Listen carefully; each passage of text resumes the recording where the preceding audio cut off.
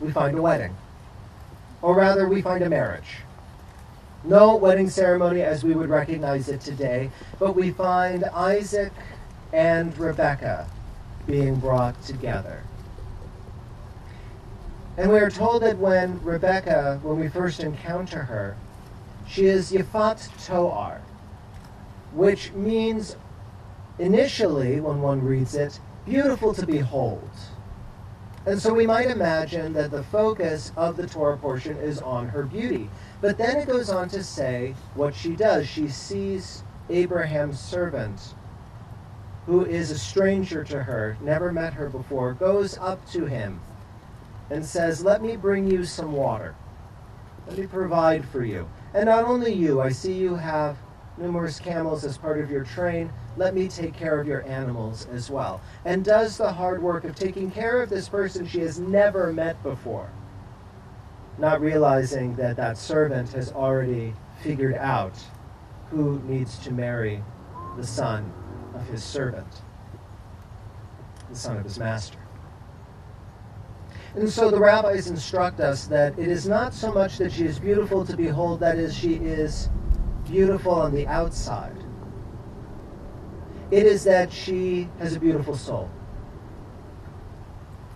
And the symbol of that is how she cares for someone beyond her own inner circle, how she cares for someone else. So here you are, standing beneath the chuppah, preparing to commit yourselves to each other. And you have spoken many words of love and commitment to one another. Zika, you say that the first time you said "I love you" to Donald, you were so embarrassed because you didn't expect to say it, but it came out. And as soon as you said it, the first thing you did was you covered yourself with a blanket. Because it made you blush, it made you embarrassed, and you were worried about his reaction. You were worried about what his response was going to be.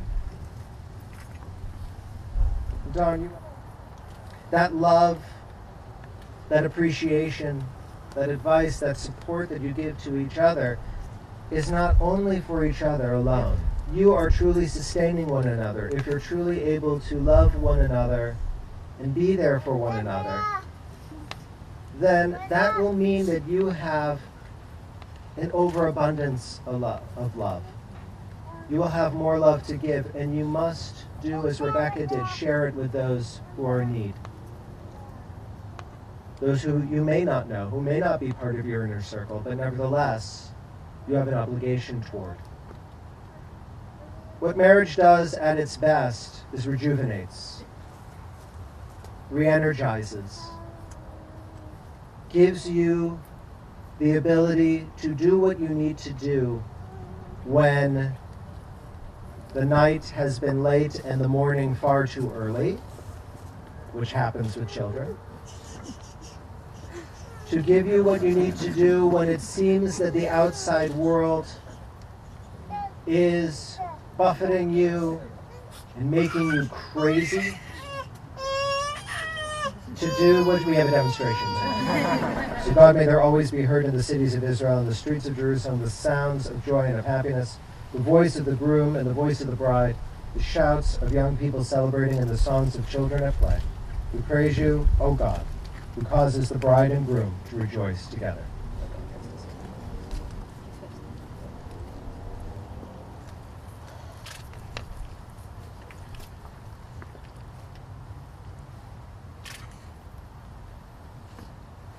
In this moment of blessing, we call forward Donna and Nazira's siblings to step forward to share in blessing over this couple. We ask them to wrap this couple in a talit. Yeah. Well, you too. Come on. That's right.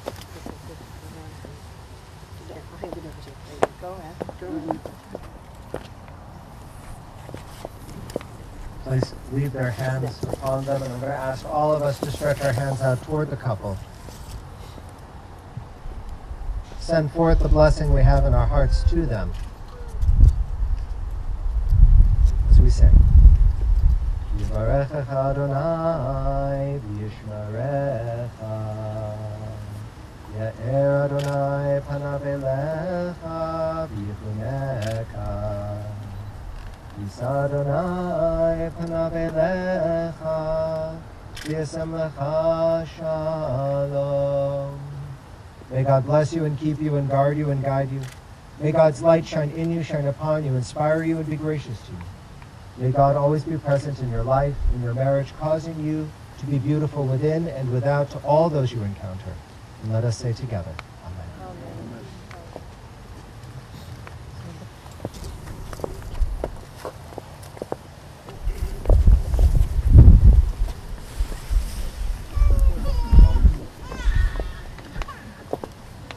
Donald and Azira, in the presence of these witnesses, you have spoken the words and performed the rites, for which untold generations of our people have symbolized the union of two lives. Thus, with great hope and joy, I announce that in the eyes of our people and our faith, and in accordance with the laws of the Commonwealth of Pennsylvania, you're now husband and wife. Yeah. We conclude this service of supreme joy and celebration with a reminder that there are others in this world who cannot rejoice because they suffer oppression and persecution. To remind us, even as we celebrate of our own people's suffering since the fall of the temple in Jerusalem, and as a token of our bond with all those who suffer, we break this glass. 1 second. Together? Nope, just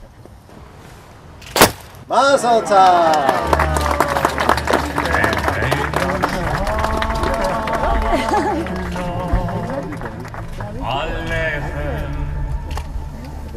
הבאנו שלום